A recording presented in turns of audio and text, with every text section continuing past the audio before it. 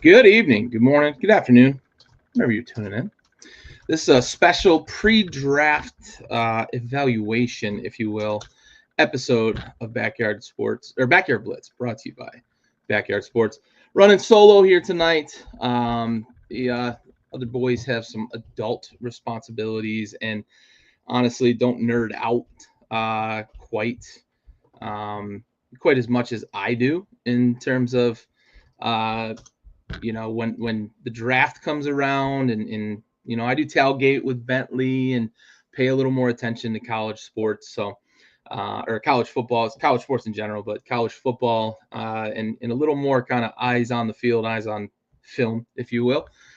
But I also tune into every day of the combine and keep an eye on kind of what mock drafts are saying, but also keep an eye on where everybody's evaluating things and kind of put my own thoughts to paper, usually every year. And shout out to Dave Morrison. We call him Mojo. One of my buddies, he kind of put me up to this idea a little bit and made it more of kind of a formal thing, put a little pressure on me to actually do it. I do it sort of informally every year, just kind of shouting into the vacuum or telling anybody that'll listen my thoughts on the draft, lead up to it, prospects, where they fit, that sort of thing. So we're going to actually do an episode, and I want to give courtesy here to Daniel Jeremiah, NFL reporter. He's put out his top 50 NFL draft prospects, and this is kind of where I worked off my list. I respect him a lot. He's got a very strong opinion, a lot of really good reporting, and he's been doing it for a long time. But I thought I would take his top 50 and then look at it from the perspective of kind of where I see guys up, I see guys down, and then a couple of guys that are off his board that I think could potentially have really good NFL careers, or if they find the right fit, could be very successful in the NFL. So we'll start with guys that I've got up. We'll start on a positive note. We'll sandwich that with the negative downs, and then we'll finish with more positives for folks that are off the board moving up. So first guy I've got up, you see at number 14, Will Johnson, cornerback out of Michigan. I really like him. I think he's like a top 5 talent in this draft. I think he's the best cornerback in this draft. I think he can play in any defensive scheme as well. Watching him, he's got real good eyes in zone. Michigan had a fairly complex defense, but they asked him to cover the best guy on the other side of the ball, often in man. Really good size, pretty good twitch. He's very athletic. He's a playmaker too. Balls in the air. He's got very good ball skills. I kind of liken him to a guy who had a lot of success with Washington last year, Mikey Sainristil. He's a bigger version. Mikey's a guy who I thought was going to translate much more to the slot, and he still might, right, if Washington figures out another guy on the outside. But a Will Johnson, he's a guy that can line up with your best wide receiver inside, outside, trail him on the field if you've got a defensive scheme that's going to shadow. And I think he's got similar ball skills to a guy like Mike Sainristil, who was in the conversation for some defensive rookie of the year, and in really one of the guys that helped turn a few games around with some turnovers. I think Will Johnson can be that at a much bigger size. In I think he can trail the number one receiver. I draft him ahead of Travis Hunter. I know everybody's talking about kind of Travis Hunter playing both sides of the ball, but I think even if I'm planning on playing Hunter on both sides of the ball with like an offensive package, I'm still taking Will Johnson over him because I think he can be a difference maker for a defense right out the gate too. As a rookie, I think he's a plug and play kind of guy. He can do it all, and you line him up man to man with the best wide receiver on the other team, and then let him learn the zone concepts as you go. If you play a hybrid style defense, not everybody does, but some defenses in the league do play some hybrid. Most probably nowadays do. They ask a lot of their defensive backfield because offenses are so complex. I also take him ahead of a guy that DJ's got ahead of him at 11, Jahdae Barron. And I'm huge on Jahdae Barron. I think he was the best defensive back in college football last year with the way he was able to make plays in that Texas defense. I think Will Johnson, though, translates better to the NFL than either of those guys. I think he just, being able to play in both styles of coverage, please let him slip to 29. I'd love to pair him opposite of Lattimore and pair him with Sainer still. And, a couple of signings this offseason, our defensive backfield suddenly looks really good if we can add a guy like Will Johnson. I think he's just a difference maker. And honestly, I think he's the most valuable defensive back in this draft, unless Travis Hunter's able to put up like 800 yards receiving and 6 TDs on offense while also being able to cover effectively on the other side of the ball. With that Colorado connection, though, talking about Travis Hunter, another guy I have up on the board at number 19, Shedeur Sanders. I know he's taken a lot of flack. I think a lot of people are getting rubbed the wrong way by some of his kind of swag, confidence, the way he carries himself. It doesn't help that they retired his jersey number at Colorado despite not really having a lot of success. But I don't think any of that lack of success was Shedeur's fault in kind of a general sense. I think he's a prototypical quarterback in the NFL. He's a little undersized. I'll give you that in terms of the prototype, but that doesn't matter anymore in today's NFL. Baker Mayfield, very successful, undersized guy. And that's who I compare him to mostly is Baker Mayfield. And I had this conversation with Bentley just the other day. He was asking me, Shedeur versus Jackson Dart. And I like them both. And I think Jackson Dart's a guy that if he goes to the right place, I think he could be a very, very good NFL quarterback. I think Shedeur Sanders fits NFL schemes more than even Cam Ward. I would take him over Cam Ward in this draft. And I know Cam Ward's probably going to be the number 1 pick. I wouldn't take any quarterback at number 1 in this draft. I don't think that there's a guy that you're going to plug in and say, you go lead the worst team in the NFL and turn this team around immediately.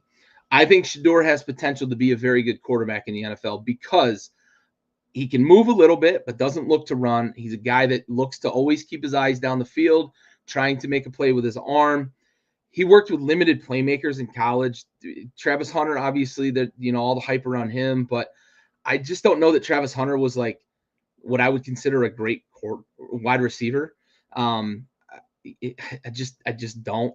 I think he's good with the ball in his hands. I think he can make a play here and there.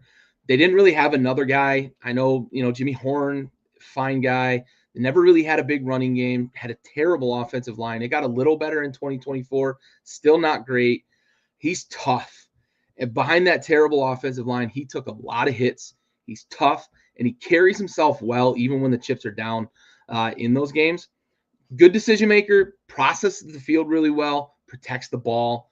I have him as my number 1 quarterback. As I mentioned, I would take him ahead of Cam Ward. It's a weak class, though. I think the ceiling for the position is somewhere in the 4 to 6 range. We see that change every year, though. I mean, you look back at, several drafts where, Christian Ponder went super high and all that. Dad, hey, thanks for tuning in. You look back at drafts in the quarterback position, there's a premium on it, and guys are going to go high.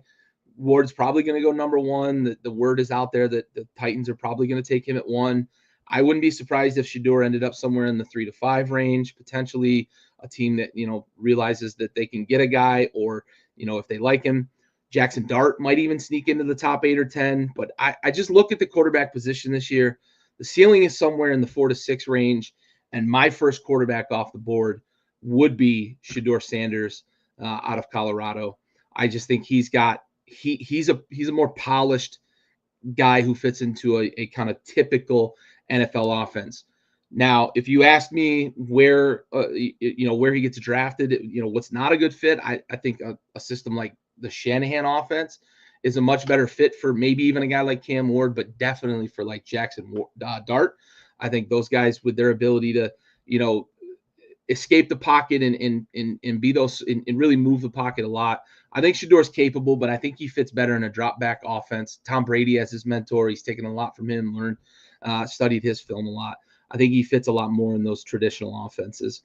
I look at like a Houston, somewhere along those lines. That style of offense would be very, very well suited for Shedeur. And obviously, like CJ Stroud, they're not going anywhere. But that style of offense. Another guy I've got up at 34, Travion Henderson. I just think he's the most complete back in this class. I think he's the best. I think he has a chance to be the best running back from this class. And I know Ashton Genty has gotten all the hype and deservedly so, and probably should have won the Heisman last year.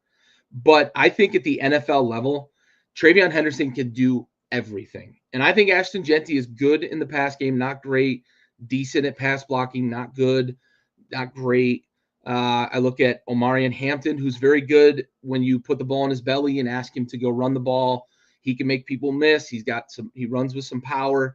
But from a complete back perspective, I think Travion Henderson is that guy.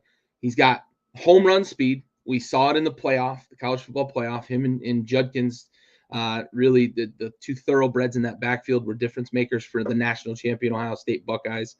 And he's got great hands. He's great in pass pro, and he can run with both speed and power. He's a guy that can kind of run away from you, a little bit of wiggle. He can make you miss, but he also can run through you. I look at this, and I'm going to be a little bit of a homer with this one. I don't hate Washington taking him in the first round at 29 because I think he can be a guy that can replicate a lot of what Brian Robinson does and a lot of what Austin Eckler does. And I think there are several teams in the 21 to 32 range that might look at it in that way and say, can this guy do, the job of two running backs? Can this guy get into our offense and be able to protect the quarterback? Can he run and pass? Can he be a 3-down back in a world where the bell cow 3-down running back is starting to make a resurgence?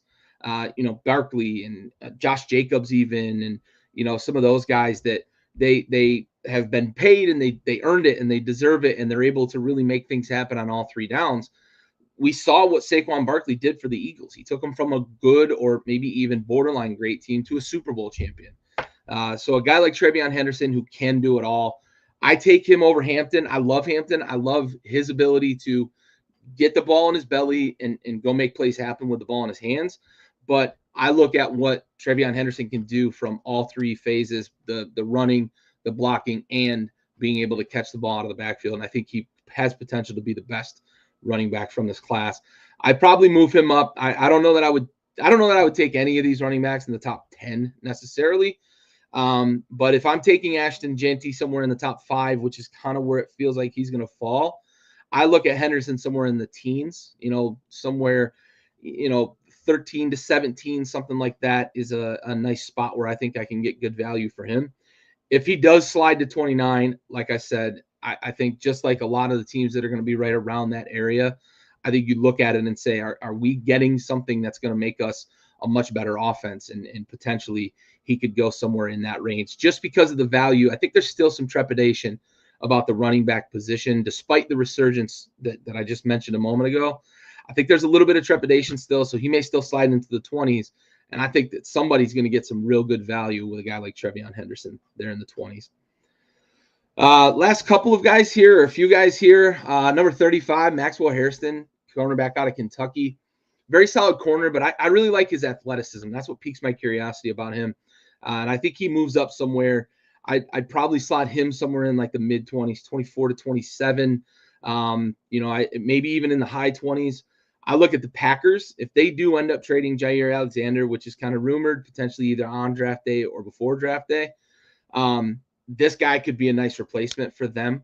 I think he's a guy that you can line up and have him play some man against some guys, and other situations you line him up and put him into some deeper zones and just let him cover ground with that athleticism. Like I said, I think the Packers are potentially, I think he'd be a good fit if he slides to like maybe Baltimore or something along those lines.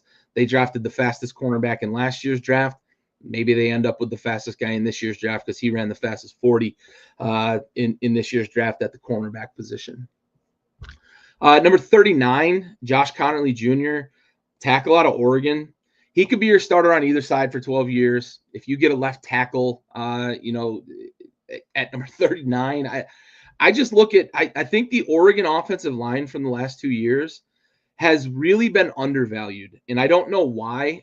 Maybe it's a bit of like the scheme.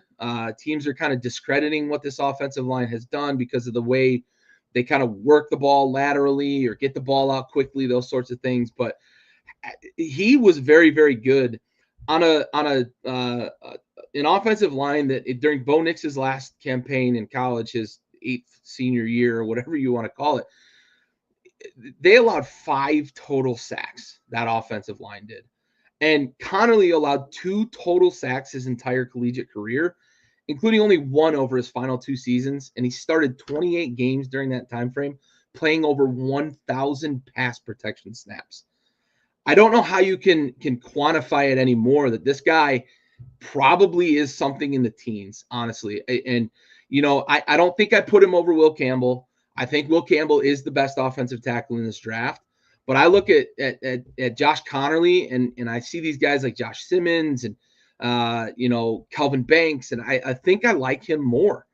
And I might even take him somewhere in the 13 to 15 range if I'm on the board and this guy is there. I just think his proven production on the field, I can put him at right or left tackle in the NFL, and I think he's a guy I can plug in, and he's my guy for the next 10, 12, 15 years. And that's really, that's a gem to find for any team. So if he's still on the board at the beginning of the second round, I'll be surprised. If he's on the board early in the second round, I think there's going to be a team or two looking to trade up to get a guy like him to plug into their offensive line. If not, one of those teams sprinting to the podium with the card to draft him. And last here for the up folks, Nick Scorton, edge out of Texas A&M. Shamar Stewart gets all the fanfare. He got all the fanfare in the Underwear Olympics. Very athletic, tested well, timed well, all that fun stuff. But what I saw on the field was Nick Scorton being a better football player, just flat out better football player. He had more sacks in his only season in the SEC. He transferred from Purdue to Texas A&M. He had more sacks in that lone season in the SEC than Shamar Stewart had in his entire 3-year career in the SEC. I get the athleticism, but damn it, a guy who had double-digit sacks in the Big Ten at Purdue and a guy who outpaced 3 seasons worth of Shamar Stewart in the SEC, I don't know that my eyes don't lie, right, when I see that sort of thing. He's not the most gifted athlete, didn't test as well, like I said, as Stewart, and certainly not as well as some of the other folks at the edge position. But, man, the film tells me this guy is closer to Walker and Carter there at the top of the draft than he is to the third round. And being ranked at 49 just tells me that, DJ and some of the other folks that have him down in this range view him as like fringe 2, maybe 3. And I just don't see it that way. He's probably in the 20s for me. Maybe right around where you've got like James Pierce out of Tennessee, Donovan Ezraku out of BC, maybe even as high as like Michael Williams and Mike Green there from Georgia and Marshall respectively. So I like Nick Scorton, but if he slides all the way to the second round or third round, if he slides all the way to the third round, that's a home run pick for somebody. But somebody's getting day one impact from this edge rusher in the second round if DJ's rankings hold up and this guy goes after pick 32. I'm going to pause before I get to the downside of things, and we're going to get to the most important part of every episode. We dedicate every episode to a fallen service member. Raul and I are veterans. We are a veteran-owned podcast, and in this segment, we call our Folds of Honor Salute to Service. We dedicate each and every episode to a fallen service member.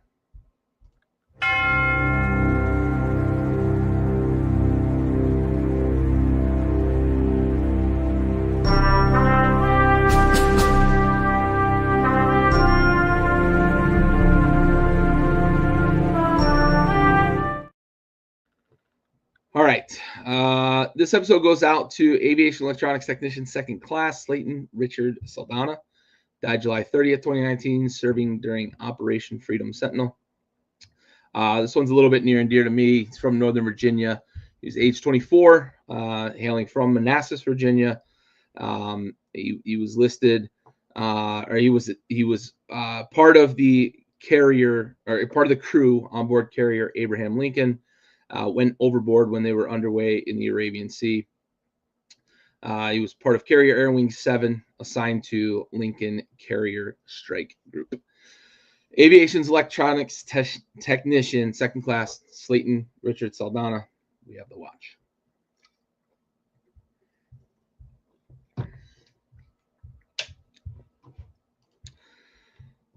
All right.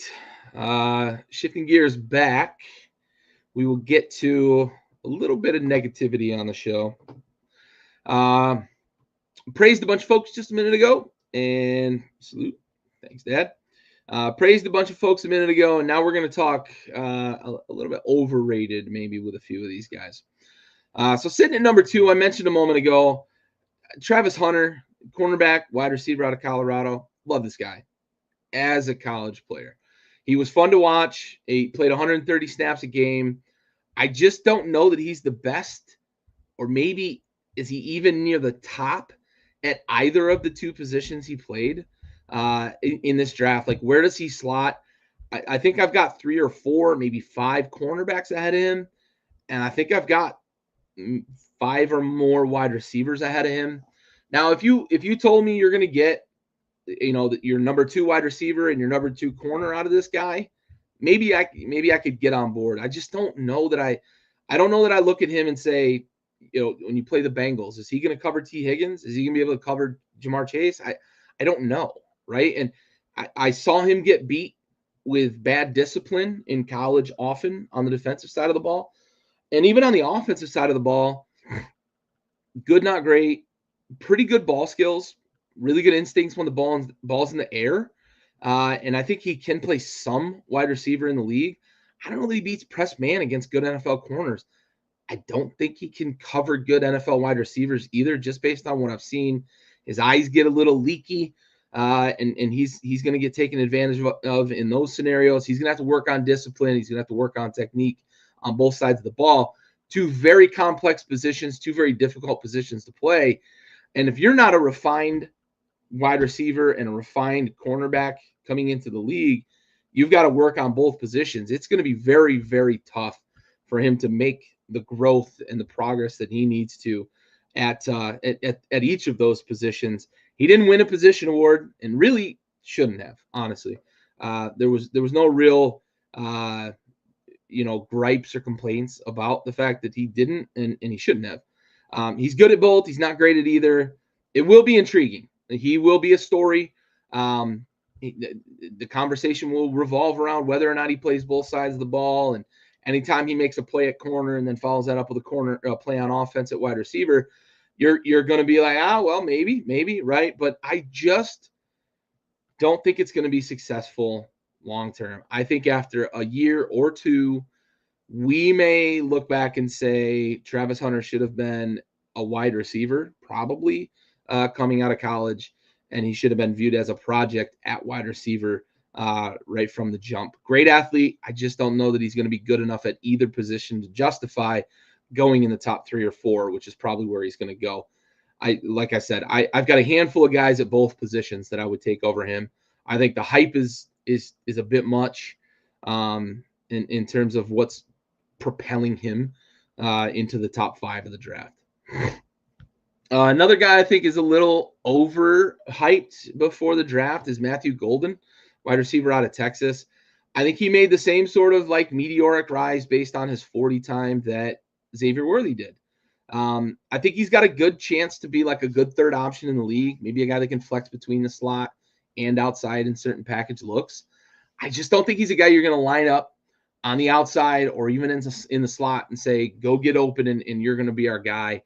And if you're drafting a wide receiver in the top 15, 16, 20, right? Top 20, first round wide receivers, those are the guys that you're saying, like, I expect him to be able to, from day one, line up and beat a guy.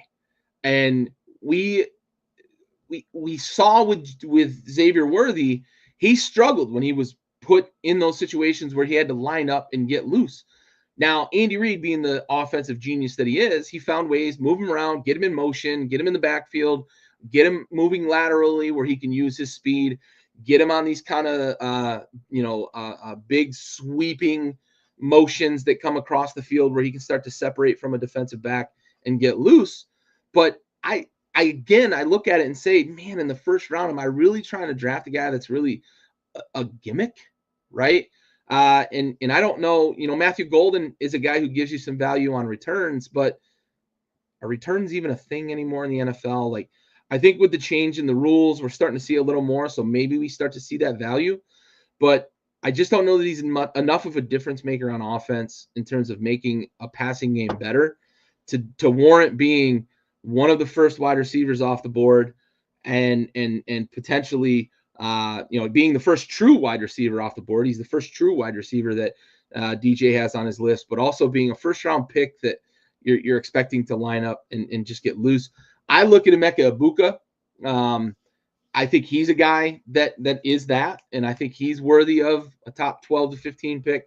I look at Tet McMillan. I think he's a guy that's probably worthy of somewhere in the teens.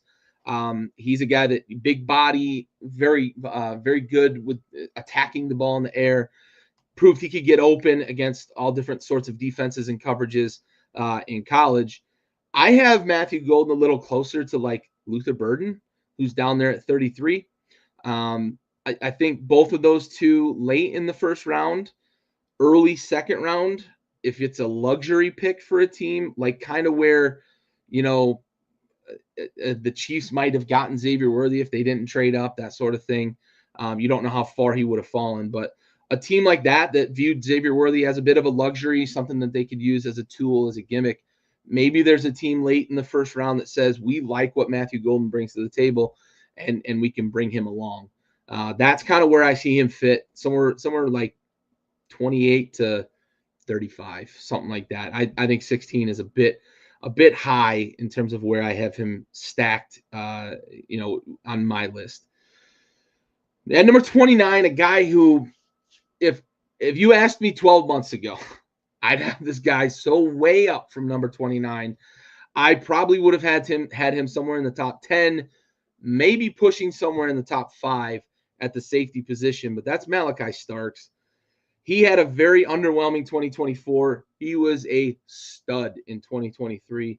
And if you can consider his wishy-washy combine performance, it starts to make some sense why 2024 was underwhelming. Kind of ran well, but didn't do the cone drill well, didn't do other things well. Seemed like a very instinctual guy in 2023. There were times when you'd see him make up for a lot of mistakes that other folks on the Georgia defense made. That very aggressive downhill defensive style that Georgia plays, he would make up for a lot of mistakes on the back end. It wasn't the same in 2024, and you saw it with the Georgia defense where there were some games they gave up a lot of points. The Bama game, they got smoked in the first half. They just didn't have that kind of center field eraser that they had in 2023 with Malachi Starks. And if he recaptures what he was in 2023, I'll be way wrong. I'll be dead wrong about this guy. And somebody's getting a stud at the third level of the defense, either in the late first or early second round, depending on where he goes, if he recaptures his 2023 form. I just don't know that I see him rebounding like that with the step up to the NFL. I hope I'm wrong, because I really liked him in 2023, and I can point back to that and say, maybe my instincts were right, and I shouldn't have trusted my eyes in 2024, but I just don't know, right? And it was bad enough in 24, and the combine was wishy-washy enough that I just don't know that Malachi Starks is going to be that guy at the next level. Last on my downside is Caleb Johnson, running back out of Iowa. He's a one-trick guy, and he's just not good enough at that trick to be like Derrick Henry, right? Everybody talks about Derrick Henry being this power runner, kind of a one-trick pony, but he's really, really good at that one trick. He gets the ball, gets downhill, and then he starts out running defensive backs because he's got really good top-end speed. Caleb Johnson does not have good top-end speed. He's got above-average top-end speed. He doesn't have any wiggle. He's a power running back through and through. He's very much a 3 yards in a cloud of dust style running back. Broke a few at Iowa. They had an incredible offensive line. They always put NFL prospects into the league on the offensive line. And I just, in today's shifting landscape of the running back position, you're looking for, in a lot of scenarios, you're looking for a guy who's kind of that 3-down bell cow running back now that teams are going to start to try to copy what the Packers had with Jacobs, but especially what the Eagles had with Saquon Barkley. and being able to take them over the top to win a Super Bowl with what he was able to deliver at the running back position. Caleb Johnson is not that. You have to have another guy who can pass protect and be a pass catcher. And that's not unusual, right? There are several teams in the league that still operate their offense that way. But with the shifting landscape, I just don't know that Caleb Johnson's a second-round pick for me. I think he's closer to like third, maybe fourth. Maybe he leaks into the fifth round for me because he's not good at all in pass pro. Not a pass catcher out of the backfield. And he's a guy, he's kind of a plotter, bit powerful. He can get downhill. If you told me he was going to say like San Francisco or, anyone from the Shanahan tree, if he was going to one of those teams where it's one cut, get downhill, kind of read the zone and pick your gap and get downhill, I think he could be a guy who could put up bulk numbers. If you told me he was going to get 200 carries in a Kyle Shanahan or Mike Shanahan style offense, I think he could be good. I just don't look at him and say he's a guy who's going to be able to play 3 downs and be great. And even the Shanahans don't draft running backs early, right? So you're looking at a guy who, if he gets to the 5th round and San Francisco takes him, you're probably going to say, wow, they got really good value on day 3. But let's not forget that there were a lot of people projecting him to be a second-round pick. Just in a new era, I just don't think he's it. All right, well, let's pick the positivity back up. We're positive. We're going to do the positivity sandwich for any of you managers out there that know the technique. So we started off with some ups, we had some downs, and now we're gonna talk some more ups. Some guys off the board who could be sleepers in the draft.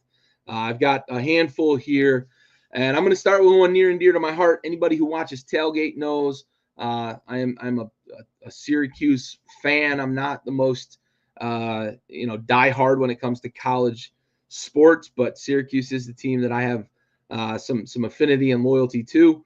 And that's a Rondé Gadsden Jr., tight end out of Syracuse. I disagree vehemently with everyone assessing him as stiff and soft against press coverage. He's a big body athlete, put up big numbers at Syracuse. He was a safety blanket for Kyle McCord, who, by the way, broke ACC records and broke the hearts of Miami fans. You're welcome, Clemson fans. You wouldn't even have made the ACC championship, let alone the playoff, without Kyle McCord and the Syracuse offense putting a hurting on Miami and making that big comeback. I think Rondé Gadsden, who his father was a monster, big-time athlete, wide receiver in the NFL, I think he can be a consistent 70-plus catch tight end with big-time red zone potential. I just think his big body, his athleticism, his ability to high point the ball, I think those are things that teams are going to look at. If you can get him by, I've seen him projected anywhere from like the 3rd to the 5th, maybe even the 6th round. If you can get him in that area, I think it's a steal. I think it's a home run pick, and he's a guy that can get there.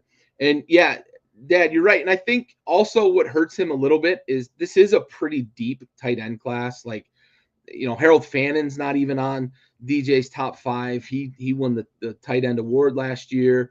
So it's a deep position this year, but you're right. I think tight ends, a lot of teams, unless you're really like a standout stud, a Brock Bowers last year, Tyler Warren this year, I think there's a lot of teams that can overlook in terms of like what you bring to the table at the position.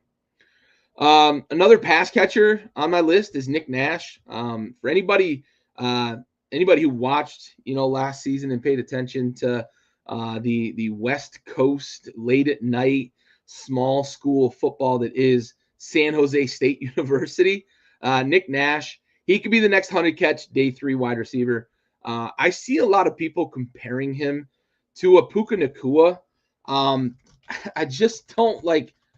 I don't think he's got the same sort of like ball after the catch, right? I don't think he's the same guy after the catch that Puka is, but I think he's as good as like a route running technician.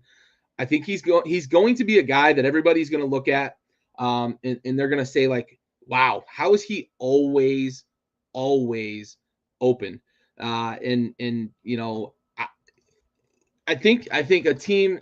I see him projected somewhere on day 3 potentially, and that seems super late. I compare him to I've seen some people compare him to Puka. I've seen some comparisons to like a Romeo Dobbs. I think he projects a little more like Lad McConkey, who had an incredible rookie season with the Chargers. So I look at Nick Nash and I think he could be that, right? Good catch radius, good frame, good athleticism. He's a really, really good technical route runner. And nobody knows who he is because of where he played at San Jose State. Shout out to Ken Niumatalolo, who went from Navy, where they ran the triple option offense, to San Jose State, where they had an air raid offense.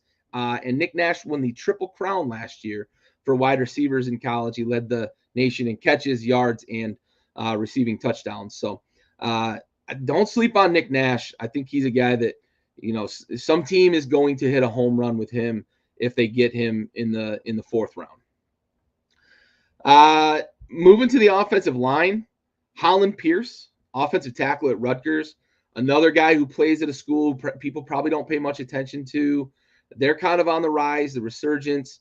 Schiano's back at Rutgers, potentially jumping the snap on quarterback Niels. But Holland Pierce is a guy I think that could potentially project inside, although I think he's a bit tall to play guard. He really held his own against tougher competition, especially in the Big Ten. He's tall, he's rangy, he's got long arms. He could be a big-time steal if he's late day 2 or even on day 3. I think he's got sneaky potential to start day 1, especially if a team wants to put him at right tackle and then maybe groom him to play left tackle in the league. I honestly think that there's a possibility he could start at left tackle day 1. I look at a team like Cincinnati, who's really dying for offensive line help and doesn't have the money to go pay, the big free agent bucks for a lot of these, kind of premier positions. Maybe he fits there, somewhere where they've got an established quarterback and maybe they don't have quite yet their cornerstone tackle. Holland Pierce could be a guy that fits in there and potentially even starts day 1 for a late round pick. And last, I'm going to go to the quarterback position. I know Colin Cowherd has said he likes Kyle McCord, so I'm not going to steal his thunder. But Kyle McCord, I think, is a guy that could potentially find some starting time in the NFL. Another guy I think could, though, is Dylan Gabriel. Played at Oregon, played at Oklahoma, transferred around a lot, played at UCF. He shouldn't necessarily be a sleeper, but he's going to slide because he's kind of mediocre at almost everything except his accuracy and his decision-making. I see him as a bit of like a left-handed Drew Brees. If a team with the right system and some skill position players gives him a year or two maybe to grow, I think he could be a very, very good starter in the league. Is Arizona ready to move on from Kyler Murray? Is San Francisco maybe not going to pay Brock Purdy and you draft Gabriel this year and you kind of let Purdy play out his contract? And I don't know if you try to franchise him or, whatever, but you give him a year in the Shanahan offense and you figure that out. Or another place that I think I really like this fit in Vegas behind Geno Smith. I think if they can get Dylan Gabriel in the 4th, 5th, 6th round, and they can play him behind Geno Smith and let him just learn for a year or two, I think he could be a good starter in this league. And they've got Brock Bowers, and they're going to have high draft picks that they can get some position players. They're in the mix maybe for an Ashton Genty or something along those lines to get playmakers around him. I think there's a very, very good chance that he could be a starter if he goes to the right place. If Kansas City, right, or a team like that, right, Kansas City, Buffalo, something like that, drafts him and he's kind of buried behind a superstar quarterback, then he's going to be a career backup. Maybe he'll be like a Chase Daniel or something along those lines. But I think Dylan Gabriel has a chance to be a starter in this league if he's given a chance and ends up on a team that can put some weapons around him and has a decent scheme. All right, so that really is what I wanted to look at. Up, down, sleepers potentially. We're going to come back after the draft. So the draft starts Thursday. It runs through through the weekend. And next week, we are going to do a bit of a review. So the plan for next week is to talk about, give myself a little bit of a self-critique in terms of, did some of these guys move up or down? Look at good pick, bad pick. Probably focus on the first round when it comes to like good pick, bad pick. And then what are some of the best fits for guys, whether it's a first rounder, second rounder, or even a later pick, day 3, day 4, or day 2, day 3, rounds, 3, 4, 5, 6. Is there a guy down there that fits well into the scheme that they were drafted into, right? So, who's the next Tom Brady, right? Who drafted in the 6th round, but went to the right situation and worked his ass off to become, the GOAT. Who's that guy that's going to have a chance to be successful? So we'll do a little bit of a review and a critique on what we talked about this week, and then we're going to introduce some new topics next week. But it's draft time, and we are getting ever closer to camp. And once camp starts, we are very, very close to having real football on the field on Sundays. So, Dad, appreciate the comments here. Appreciate those that tuned in. I see the numbers up here. And appreciate any of those folks that tune in after this video is posted. But for Raul, Andy, and the other folks here at Backyard Sports, this has been another episode of The Blitz, brought to you by Backyard Sports. We are